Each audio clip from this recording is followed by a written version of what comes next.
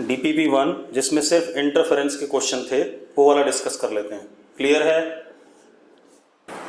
मैं आपसे पूछ लूंगा क्वेश्चन नंबर 1 to 7 में, 1 से लेके 7 में कोई सवाल पूछना हो तो पूछ लो। 5 नंबर पूछा गया रेगुलरली। हाँ 5 नंबर भव्य यज्ञ 5 नंबर कई लोगों ने पूछा, 5 नंबर डिस्कस करते हैं। तो डीपीपी 1 में क्वेश्चन नंबर 5,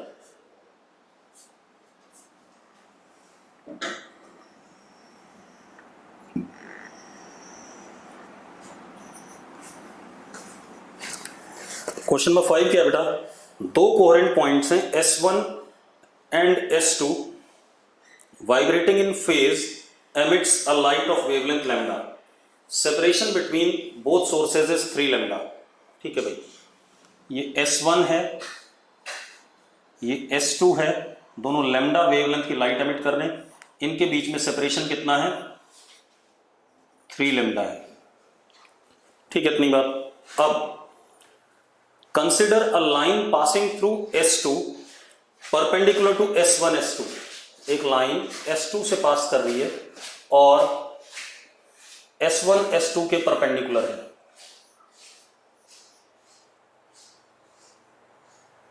ऐसा कुछ। ठीक है, इतनी बात। What is smallest distance from S2 where minimum intensity occurs? ठीक है, if power of both sources is P and both of them are point sources, find the minimum intensity at minimum also, at that minimum also। Intensity भी बतानी है उस minimum पे, और क्या कहते हैं, हमें क्या करना है, कहां पर मिनिमम इंटेंसिटी अकर करेगी पहले तो ये बता दें। तो मिनिमम इंटेंसिटी जहां अकर करेगी, मान लो इस जगह पे अकर करती है, ये y डिस्टेंस है। ठीक है, तो ये डिस्टेंस हमारा ये वाला अंडर रूट, चलो पहले तो ऐसे देखो, ऐसे समझो जरा, S2 वाले पॉइंट पे at S2 delta x path difference है 3 lambda. At S2 path difference is what? 3 lambda. Yes और नो? तो हमारे पास S2 पे 3 लैम्डा है, तो एट S2 मैक्सिमा बनेगा। अब S2 से ऊपर जब जाएंगे तो पाथ डिफरेंस धीरे धीरे घटेगा। अगला पाथ डिफरेंस मैक्सिमा के लिए यहां पर क्या होगा? एट पॉइंट दिस 2 लैम्डा, यहां भी क्या बनेगा? मैक्सिमा।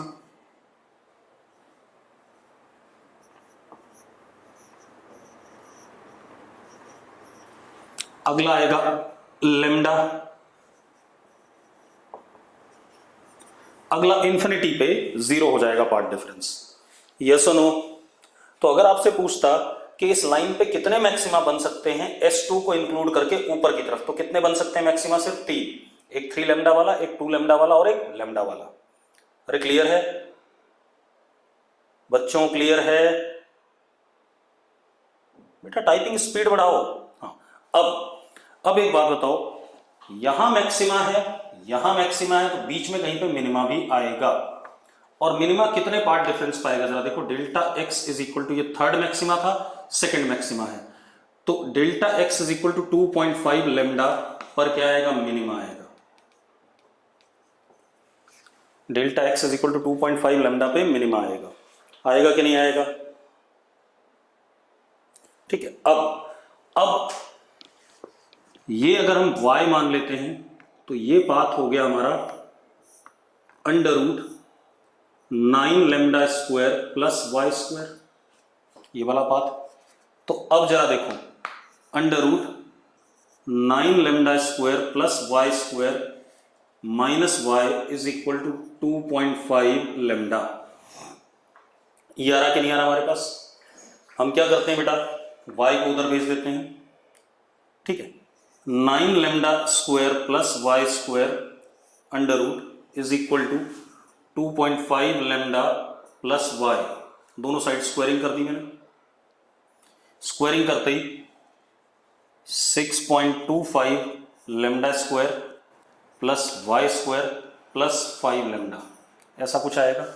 ये वाई स्क्वायर वाली टर्म आपकी कट गई कि नहीं कट गई, सॉरी लेमडा वाई, ठीक है। इतनी बात, वाई स्क्वायर वाली टर्म क्या कर जाएगी, कट जाएगी। इसको इधर ले आओ, 9 lambda square minus 6.25 lambda square is equal to 5 lambda y, lambda से लेमडा कट गया, 9 माइनस 6.5, 9 माइनस 6.5 इज 2.75 शायद upon 5 is equal to Y. तो वाई की वैल्यू क्या आ गई आपके पास, Y is equal to 0.55 lambda. ये आ गया आपके पास पहला आंसर। आगे कि नहीं आ गया भाई, यस और नो, जरा चेक करो भाई सही आंसर कि नहीं। ठीक है, अब ये तो आ गया हमारे पास y की वैल्यू। अब एक और चीज बोली उसने कि भाई आप इस जगह पे इंटेंसिटी बता दो, क्या बता दो, इंटेंसिटी। अब जरा देखो, यहां पर पावर p है, यहां पर पावर p है। अब मिनिमम पे इंटेंसिटी क्या होती है, I minimum is under root I1 minus under root I2 का होल स्क्वायर। आपको शायद पता है, हाँ या ना, ठीक है। अब क्या कहानी है, अब पावर आपकी p है, अगर अंडर रूट, अगर I1 जानना चाहते हो, I1 will be p upon 4 pi are square, this distance का स्क्वायर। तो कितना हो जाएगा, 4 pi 9 lambda square plus y square. ये I1 आ गया, I2 is p upon 4 pi y square. अब आप मिनिमम इंटेंसिटी निकाल सकते हो कि नहीं निकाल सकते हो भाई, निकाल लोगे कि नहीं, ठीक है। अब आ जाते हैं हम किस पे, अगले क्वेश्चन पे। फिफ्थ क्वेश्चन के बाद जो ज्यादातर बच्चों ने मुझसे क्वेश्चन पूछा है दैट इज 12 नंबर पूछा है भाई। 12 नंबर से पहले अगर कोई डाउट हो तो लिख दो चैट बॉक्स में 12 नंबर, ठीक है। 12 नंबर बता रहा हूं भाई। अब 12 नंबर देखो, हमारे पास पॉइंट सोर्स है, power 50 pi watts, produces sound waves of frequency 1875 hertz, ठीक है। velocity of sound is 330 metre per second, pressure atmospheric is 10 की power 5 newton per metre square, density of air is 1 kg per metre cube. Then pressure का amplitude बताना है हमें, ठीक है। इतनी बात, किस जगह पे बताना है प्रेशर का amplitude, at r is equal to under root 330 metre. Pressure का एम्पलीट्यूड बताना है at r is equal to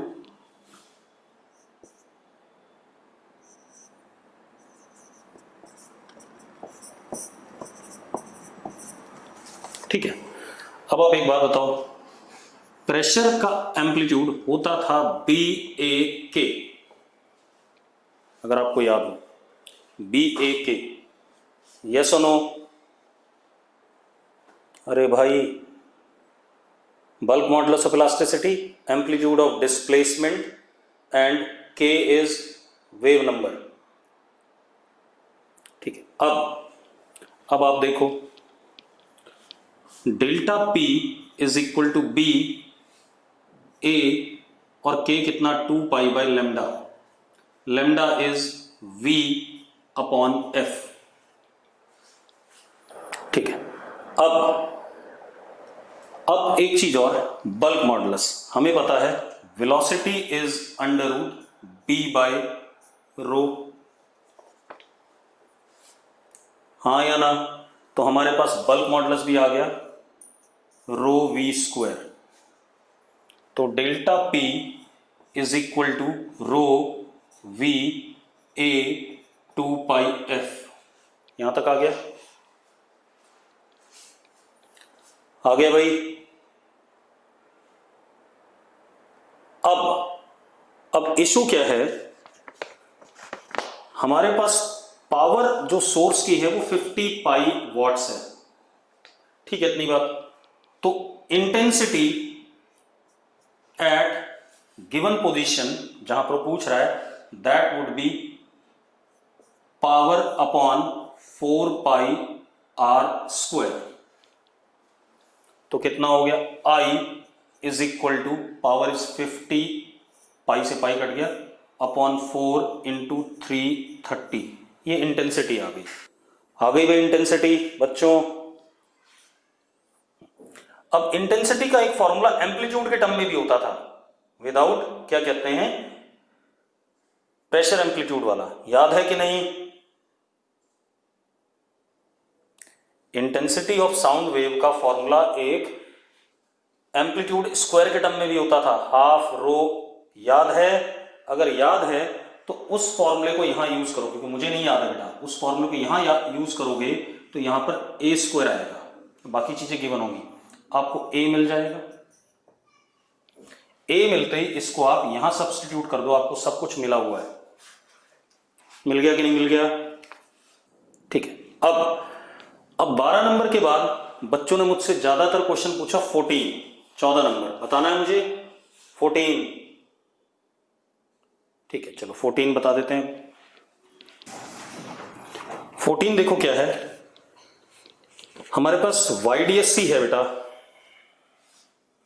diagram क्या है,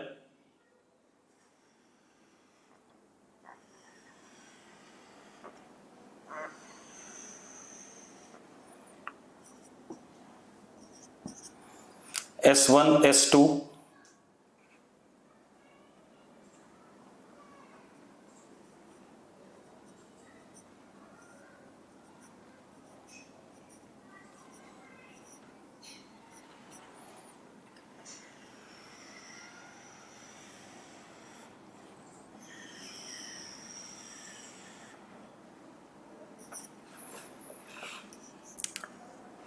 इधर ऊपर एयर है,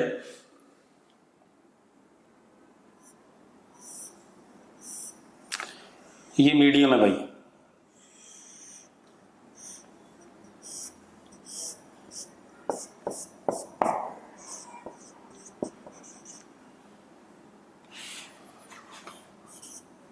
lambda in air is 50 millimetre.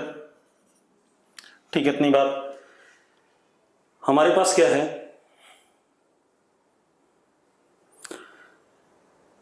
To parallel beams are first pass through glass vessel. ये glass का वेसल है बेटा, ये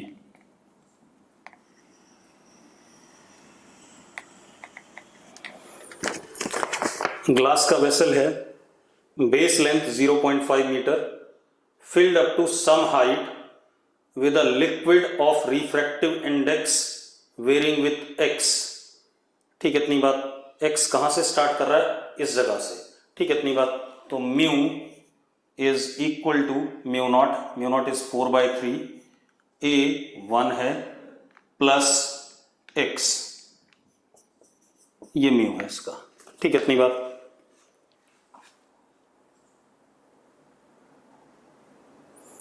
if intensity due to each slit at O is I, मतलब इसकी वजह से भी I है इंडिविजुअली, इसकी वजह से भी I है, तो मुझे क्या बताना है, इंटेंसिटी एट O बताना है।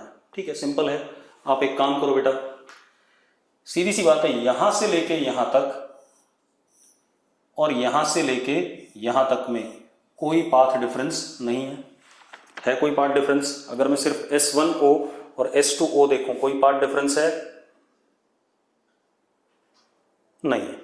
अब हम उससे पहले देखते हैं बेटा, उससे पहले एयर में ये चल के आया, एयर में 0.5 मीटर, और यहां चल के गया कितना, मीडियम में 0.5 मीटर। यस और नो?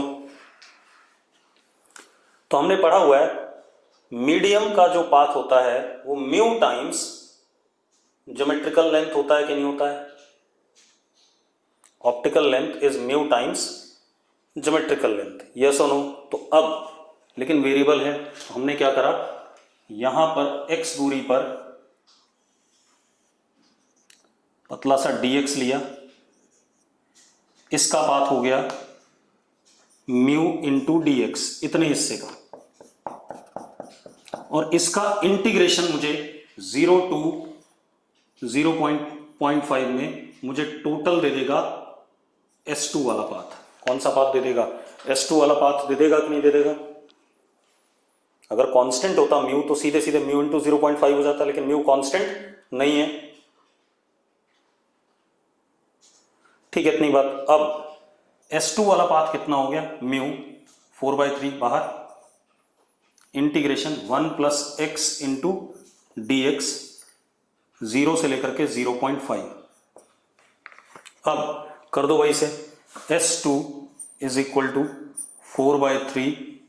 ठीक है, इतनी बात। 0.5 प्लस 0.5 का स्क्वायर बाय 2, ये आ गया। ठीक है, इतनी बात। तो कितना आ गया? S2 इज इक्वल टू 2/3, बेटा 0.5 बाहर आएगा, 1/2, तो 2/3, 1 प्लस 1/4, यही बचता है शायद हमारे पास। ठीक है, इतनी बात। तो S2 वाला रास्ता कितना हो गया? 4 प्लस 1 5, 5 इंटू 2 कितना? 10/12, 10/12 यानी कि 5/6, ये S2 आ गया। और S1 कितना है? 1/2 है। S1 is 1/2। तो delta x path difference is how much? Path difference is 5/6 minus 1/2। तो delta x is equal to 6 LCM 5 minus 3, तो कितना? 1/3 मीटर। ये हमारा डेल्टा एक्स आ गया। कितना आ गया? 1/3 मीटर। क्लियर भाई, हमने डेल्टा एक्स निकाल लिया। अब इंटेंसिटी का फॉर्मूला क्या होता है किसी भी जगह पर? इंटेंसिटी का फॉर्मूला होता है I is equal to I1 plus I2 plus I0 is equal to 2 √I1 I2 cos delta phi. यही होता था फॉर्मूला, अगर याद हो आपको। अरे याद है या नहीं है? ठीक है। अब डेल्टा फाई क्या हो गया?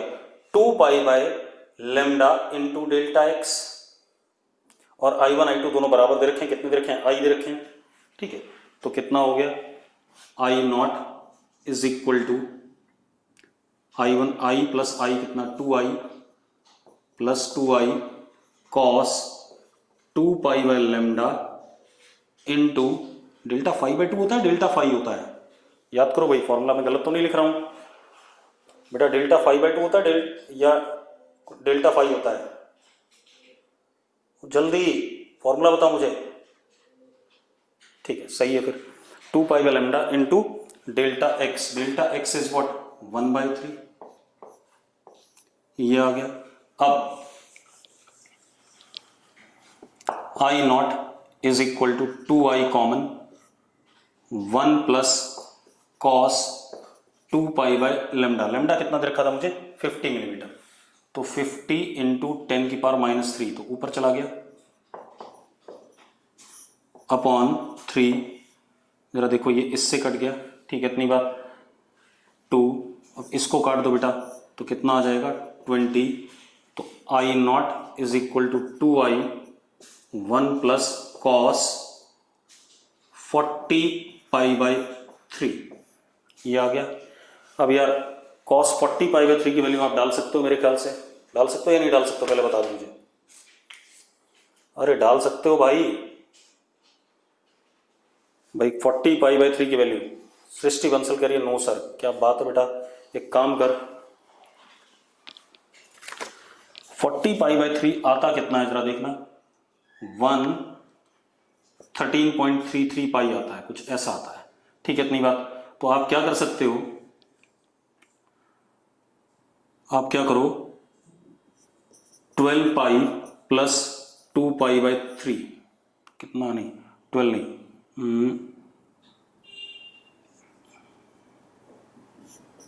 18π प्लस 2π/3 लिख सकते हो कि नहीं लिख सकते हो? नहीं 18 नहीं, 3 इंटू 12 कितना? 36, 13π प्लस π/3 लिख सकते हो कि नहीं लिख सकते हो बेटा? सृष्टि 13π प्लस π/3 लिख सकती है कि नहीं? 40π/3 को लिख सकती है। अब सुन, ठीक है, इतनी बात। यहां आ गया 13 पाई प्लस पाई बाई 3, ये आ गया। अब 13 पाई क्या है, ऑड है, तो ये किस में जाएगा, थर्ड क्वाड्रेंट में जाएगा कॉस। थर्ड क्वाड्रेंट में पाई बाई 3 तो कितना, -1/2 आ जाएगा। तो 1 - 1/2 कितना, 1/2। तो 2i इंटू 1/2 कितना आ जाएगा, i आ जाएगा भाई। आंसर कितना आ जाएगा, i आएगा। अरे यस और नो? ठीक है, चलो अब 14th के बाद मुझसे पूछा गया क्वेश्चन नंबर 34 और 35। इसको करने से पहले मैं क्या करूंगा, आसान वाली डीपीपी डिस्कस कर दूं, क्योंकि मुझे इसमें लग रहा है क्वेश्चन अच्छे हैं जो आपसे हो नहीं रहे। ठीक है, तो आसान वाली डीपीपी कर लें। ठीक है, तो अब इधर आ जाओ, पहले इसको देख लेते हैं। 2 क्वेश्चन और बचे, वो भी डिस्कस कर लेंगे, कोई दिक्कत नहीं। अब हमारे पास जो मुझे क्वेश्चन दिए गए, चलो सबसे पहले क्या था, डीपीपी 2 में, जल्दी से लिखना भाई, डीपीपी 2 में wave nature and interference of light. इसमें कोई डाउट था किसी को? किसी ने नहीं भेजा मुझे इसमें doubt. Wave nature and interference of light में मुझे कोई डाउट नहीं मिला है। जल्दी बोलो बेटा। क्वेश्चन नंबर 16 देवांगी बोल रही है। ठीक है, क्वेश्चन नंबर 16, चलो 16 नंबर देखो भाई, 16 नंबर।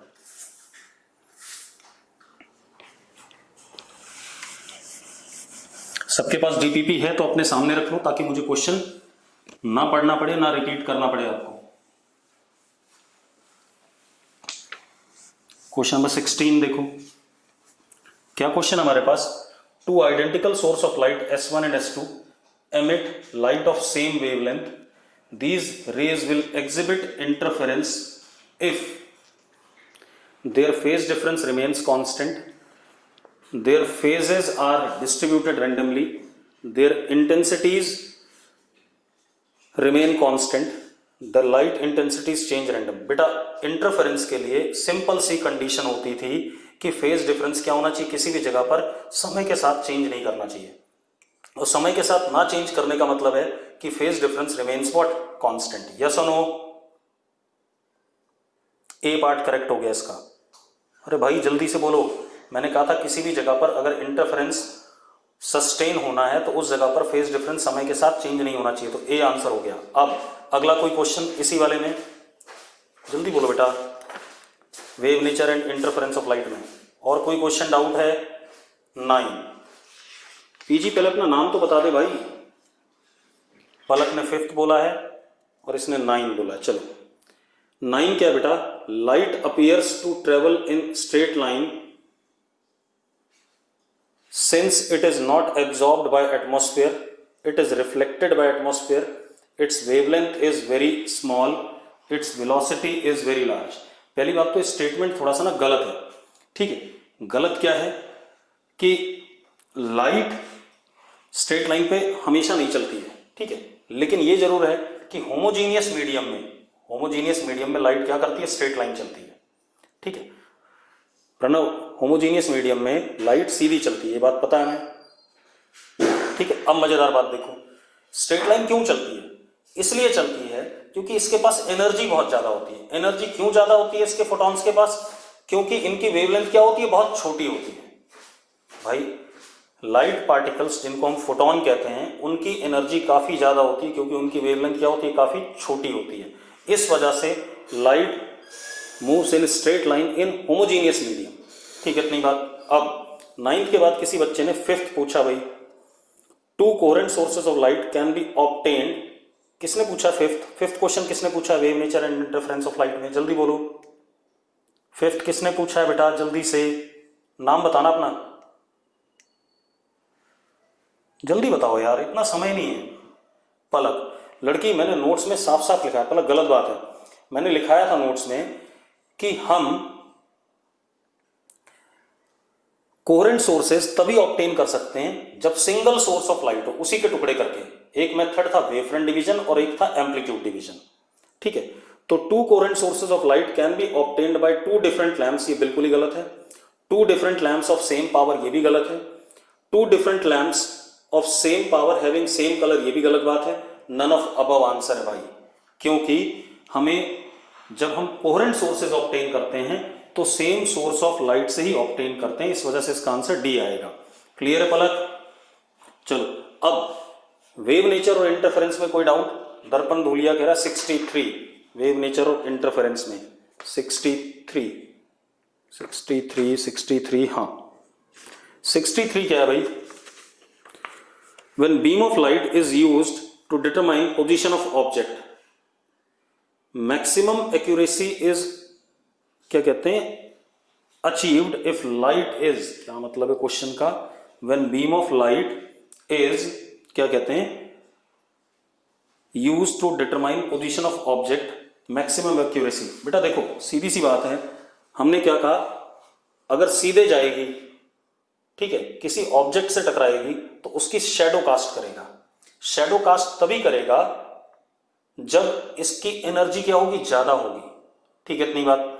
तो मतलब वेवलेंथ छोटा होना ही इसका रीजन हो सकता है, बाकी ये क्वेश्चन इतना अच्छा नहीं है। ठीक है, तो हम ये कह सकते हैं छोटी वेवलेंथ ही इसका आंसर हो सकता है। Mudit Thakral question number 53, laser beams are used to measure long distances because laser beams are used, बेटा हाई मोनोक्रोमेटिक होती है। क्या होती है? मोनोक्रोमेटिक। रीजन तो यही है कि 53 क्या है? मोनोक्रोमेटिक होना चाहिए। मैं आंसर चेक कर लूं एक बार। नहीं है, आंसर क्या दे रहा है? They have degree of parallelism. Parallelism degree का मतलब क्या है? एक तो मोनोक्रोमेटिक होती है, लेजर लाइट्स सिंगल वेवलेंथ की लाइट होती है। पैरेललिज्म का मतलब है स्ट्रेट जाएंगी। ठीक है, इतनी बात। ये और ज्यादा एनर्जेटिक हो गई तो ये बिल्कुल ही स्ट्रेट जाएंगी, तो ये लॉन्ग डिस्टेंसेस को क्या कर सकती है? मेजर कर सकती है। 33 नंबर क्वेश्चन इसी एक्सरसाइज का 33, interference was observed in interference chamber when air was present. Now chamber is evacuated if same light is used, a careful observer will see. बेटा देखो इंटरफेरेंस तो अभी भी ऑब्जर्व होगा। ठीक है, अब फ्रिंज विड्थ को क्या होगा? फ्रिंज विड्थ क्या होता है? बीटा बाय म्यू होता है। अगर वैक्यूम में है, वैक्यूम में अगर बीटा है तो किसी मीडियम में क्या हो जाता है? बीटा बाय म्यू हो जाता है। तो पहले एयर में ऑब्जर्व किया गया, बाद में वैक्यूम में, तो वैक्यूम में फ्रिंज विड्थ थोड़ी सी क्या कर जाएगी? बढ़ जाएगी। तो आंसर इसका डी पार्ट होना चाहिए 33 का डी पार्ट, क्योंकि एयर की भी कुछ ना कुछ रिफ्रैक्टिव इंडेक्स होती है थोड़ा बहुत, तो वैक्यूम में फ्रिंज विड्थ थोड़ा सा क्या कर जाएगी? बढ़ जाएगी। 46 नंबर पूछा किसी ने, Newton postulated his corpuscular theory on basis of. Corpuscular theory बेटा पार्टिकल नेचर ऑफ लाइट बोला था उसने। ठीक है, तो न्यूटन रिंग तो है नहीं, कलर ऑफ थिन फिल्म भी नहीं है, रेक्टिलिनियर प्रोपोगेशन ऑफ लाइट कह सकते हैं आप कि सीधे चलती है इस वजह से। तो इसका आंसर सी होना चाहिए 46 का। एक मिनट में देख लूं आंसर क्या है 46 का। 46 का आंसर सी, बिल्कुल सही बात है। कॉर्पस्कुलर थ्योरी था कि न्यूटन ने माना था कि पार्टिकल क्या होता है? स्ट्रेट लाइन पे चलता है लाइट का, पार्टिकल्स हैं जो से आता था मोशन। ठीक है, उस हिसाब से रेक्टिलिनियर प्रोपोगेशन ऑफ लाइट। 47 बोल रहा है कोई बच्चा, dual nature of light was, बेटा मैंने प्रणव बोल रहा है। देखो प्रणव गलत बात है, मैंने नोट्स में साफ साफ पढ़ाया था डुअल नेचर ऑफ लाइट हमें पता चला किससे? अब यार फोटो इलेक्ट्रिक इफेक्ट से पार्टिकल नेचर पता चला था, और डिफ्रैक्शन और इंटरफेरेंस से हमें वेव नेचर पता चला था। डी पार्ट आंसर चेक करो। डिफ्रैक्शन और इंटरफेरेंस से हमें क्या पता चला था? Wave nature. और फोटो इलेक्ट्रिक इफेक्ट से हमें पार्टिकल नेचर पता चला था। तो 47 का डी पार्ट आंसर होना चाहिए। मैं चेक कर लेता हूं, हाँ डी आंसर है। ठीक है, इतनी बात। अब और कोई क्वेश्चन इस वाली एक्सरसाइज का? 56 वेव नेचर और इंटरफेरेंस का 56। 41 ऋषभ बोल रहा है 41 क्या भाई? Two coherent sources having intensity ratio 100:1। एक की इंटेंसिटी क्या मान ले? 100, ठीक है, I1 को, और एक की इंटेंसिटी 1 है। यही है कि नहीं है? तो गधे मैक्सिमम इंटेंसिटी क्या होती है? √I1 प्लस √I2 का होल स्क्वायर। और मिनिमम इंटेंसिटी क्या होती है भाई? √I1 माइनस √I2 का होल स्क्वायर। दोनों का रेशो ले ले यार, बड़ा ढक्कन आदमी है, कैसे पूछ रहा है। अब किसने पूछा भाई? और कौन सा 41 के अलावा? 56 कौन है भाई? एम्पलीट्यूड का रेशो 1:9 है। मैक्सिमम एंड मिनिमम इंटेंसिटीज, यार क्या पूछ रहा है प्रणव भाई? एक का एम्पलीट्यूड 1 है और एक का एम्पलीट्यूड 9 है। ठीक है, इतनी बात। तो इंटेंसिटी क्या होती है? एम्पलीट्यूड का स्क्वायर, तो एक का क्या हो गया, एक की इंटेंसिटी क्या हो गई 1 हो गई और एक की 81 हो गई। अब मैक्सिमम और मिनिमम ऋषभ वाला ही सवाल दोबारा पूछ लिया भाई आपने, और कोई पूछना चाहेगा जल्दी से बोलो। इस एक्सरसाइज में 16, ऋषभ बोल रहा है 16 भी बता दो इसी वाले का, शाबाश ऋषभ है वहीं पर अभी भी। सृष्टि ने 61 बोला है, नहीं पीजी ने 61 बोला है। आ रहा हूं बेटा, सारे बता रहा हूं, परेशान ना हो। 16 रुक जाओगे, लिखो नहीं कुछ भी, मैं एक एक करके क्वेश्चन पढ़ रहा हूं। अब 71 क्या है, select the right option in the following. Huygens, a contemporary of Newton, established wave theory of light by assuming light waves are transverse। गलत बात है भाई, हाइजन ने इंटरफेरेंस दिया था, ट्रांसवर्स नेचर ऑफ लाइट के बारे में हाइजन ने कोई कमेंट नहीं करा था, तो स्टेटमेंट गलत है। Maxwell provided compelling theory evidence of light is transverse, इस बारे में पढ़ते हैं। Thomas Young experimentally proved wave behaviour of light and Huygens assumption. सही बात है, थॉमस ने एक्सपेरिमेंटली प्रूव करा था हाइजन की बात को। हाइजन ने तो हाइजन्स प्रिंसिपल दे दिया था जिसमें उसने लाइट के वेव नेचर के बारे में बता दिया था, उसको experimentally Young's double slit experiment किसने दिया, थॉमस यंग ने दिया, तो सी पार्ट सही है। अब ये वाली हो गई। अब आगे हमारे पास 61 बोल रहा है कोई बच्चा, देखो भाई प्रणव भाई थोड़ा बहुत ना पढ़ लेना चाहिए, आप कतई नहीं पढ़ रहे हो, ठीक है। प्रणव बिल्कुल नहीं पढ़ रहा है। As a result of interference of two coherent sources of light, notes पढ़ ले भाई, नोट्स में साफ साफ लिखा हुआ है कि इंटरफेरेंस होने पे रिडिस्ट्रीब्यूशन ऑफ एनर्जी होता है, ठीक है। And redistribution at a place do not change with time. हाँ, एक लड़की 70 नंबर पूछ रही है Palak, what causes change of colour of soap और oil films for the given beam of light. बेटा थिकनेस ऑफ फिल्म, ये क्या हो गया, थिन फिल्म वाला इंटरफेरेंस पैटर्न, क्या हो गया, थिन फिल्म इंटरफेरेंस पैटर्न, ठीक है। इतनी बात, क्योंकि वो सोप की थिन सी फिल्म बन जाएगी, उसमें रिफ्लेक्टेड लाइट जो फर्स्ट सरफेस पे हुई और जो नीचे वाले सरफेस पे हुई उन दोनों में कुछ पार्ट डिफरेंस आ जाएगा, 2 म्यू टी कॉस आर, उसकी वजह से जो बनेगा उससे हमें क्या मिलेगा, ये इंटरफेरेंस पैटर्न, ठीक है। इतनी बात। अब यंग्स डबल स्लिट एक्सपेरिमेंट में आ जाते हैं, वाईडीएससी में।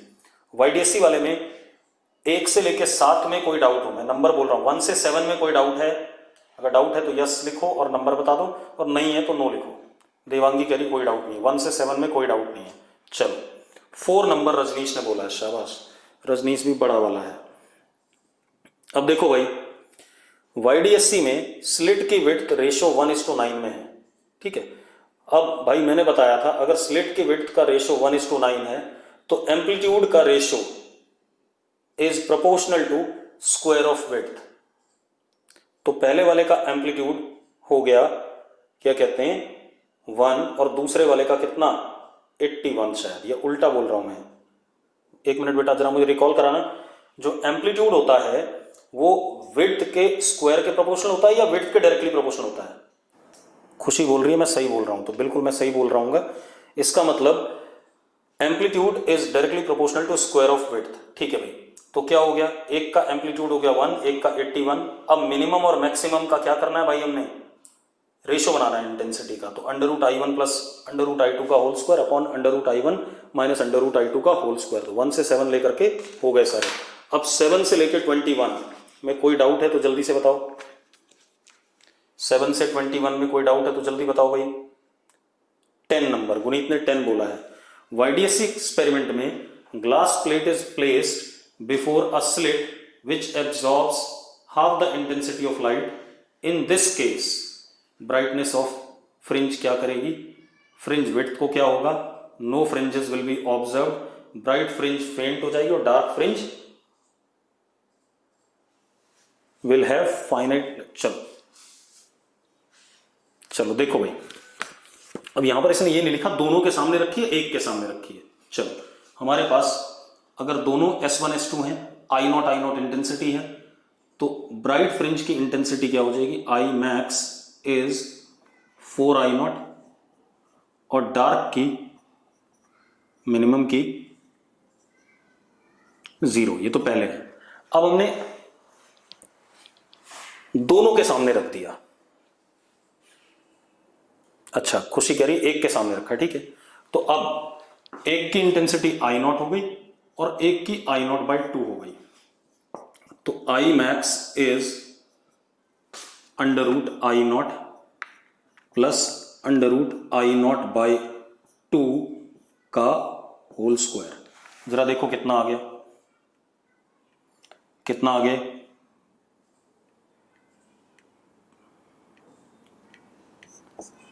आई नॉट बाहर 1 प्लस 1 बाय रूट 2 का होल स्क्वायर।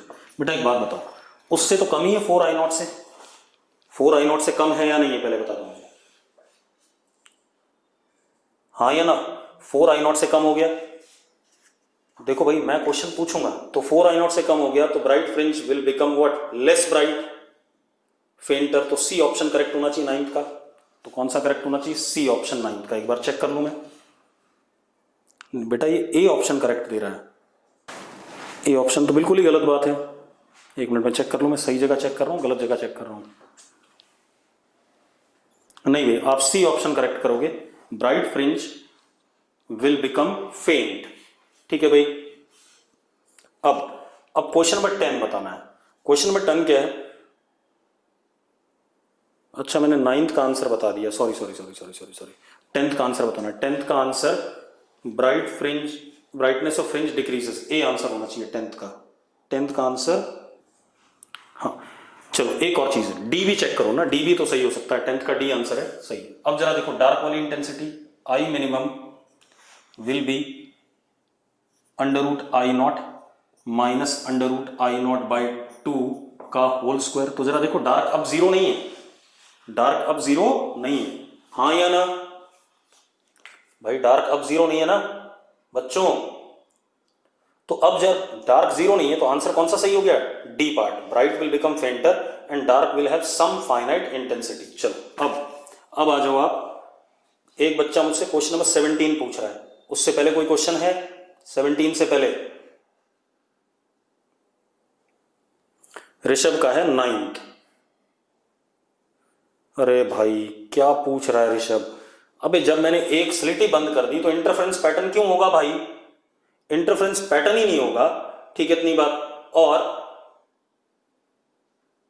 जो स्लिट होंगी सारी की सारी, सब जगह इंटेंसिटी क्या होगी? आई नॉट हो जाएगी।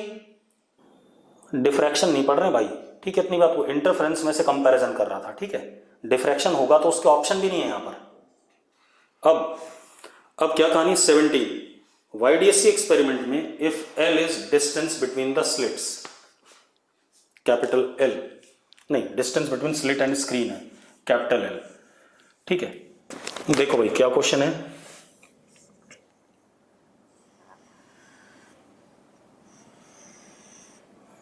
बेटा ओरल से क्वेश्चन है। S1 S2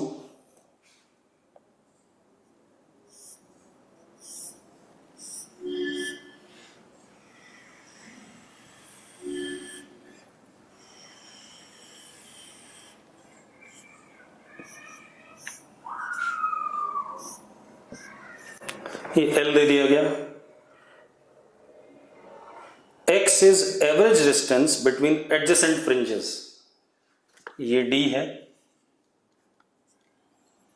X किन्हीं भी दो ब्राइट फ्रिंजेस के बीच में डिस्टेंस है, ये central maxima, first bright, second bright, X X ऐसे कुछ दे रखा है, ठीक है इतनी बात। द वेवलेंथ, तो भाई X is fringe width is lambda capital D upon what, small d। तो lambda is XD upon L, XD upon L। Yes और नो?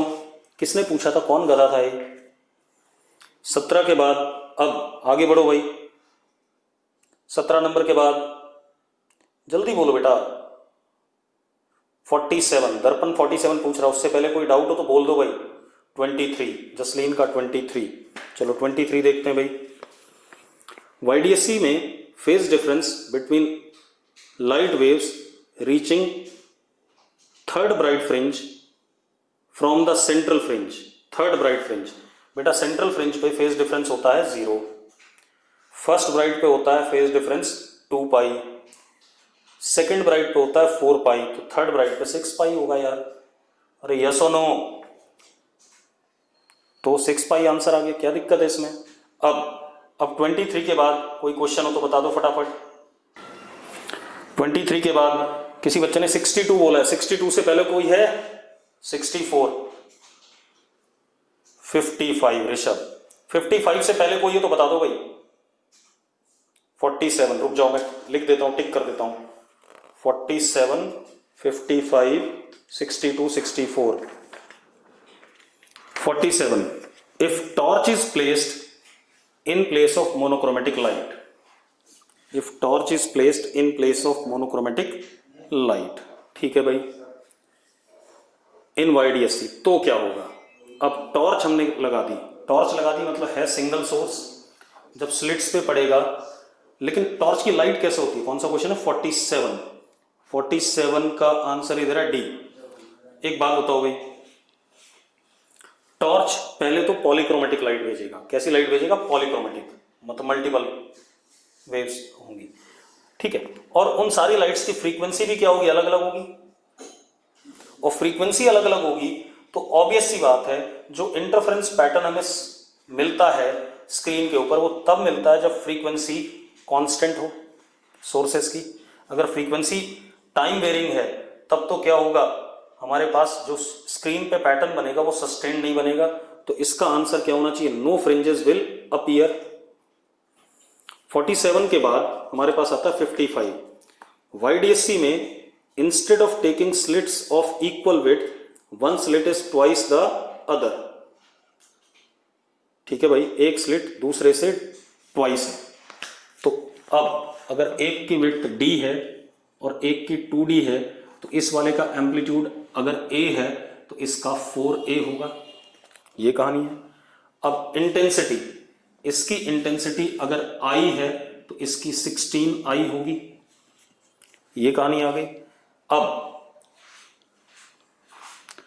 और जब ये दोनों बराबर होते विड्थ तो इंटेंसिटी दोनों की I होती, एम्पलीट्यूड दोनों का A होता, तो I मैक्स इस केस में होता 4I और I मिनिमम होता 0।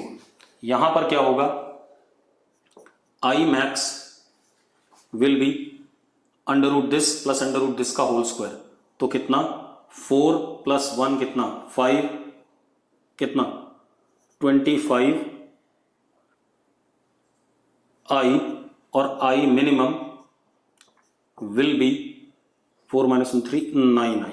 ये आएगा कि नहीं आएगा, जरा चेक करो भाई, ऐसा आएगा कि नहीं आएगा।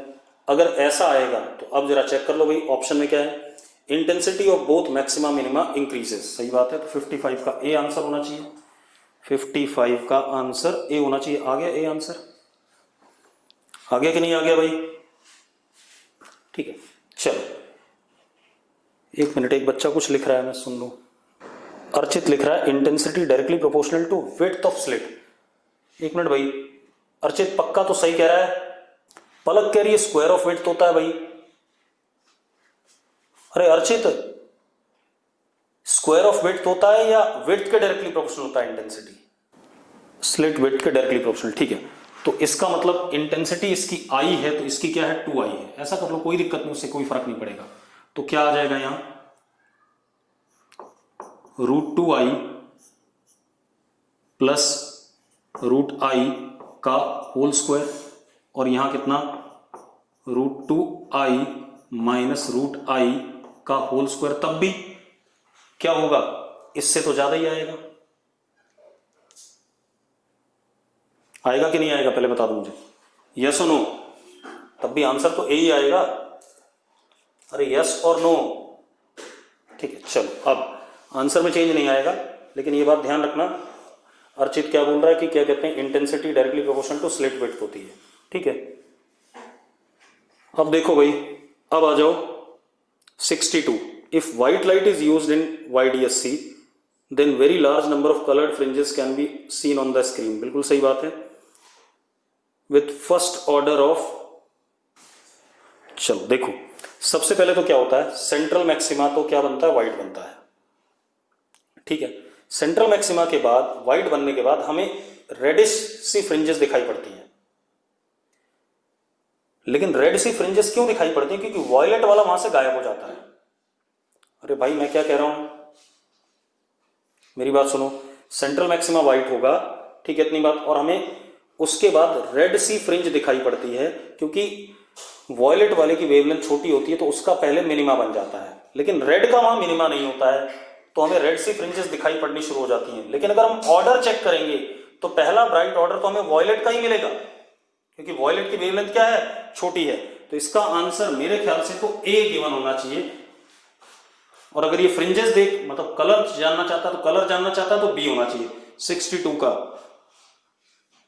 इसने सिर्फ सी आंसर दिया है भाई, जो कि बिल्कुल ही बकवास बात है। अगर सिर्फ आप क्या जानना चाहते हो स्क्रीन पे कैसा पैटर्न बन रहा है, तो सेंटर इज वाइट, उसके दोनों साइड पहले रेड और उसके बाद डिफरेंट कलर्स।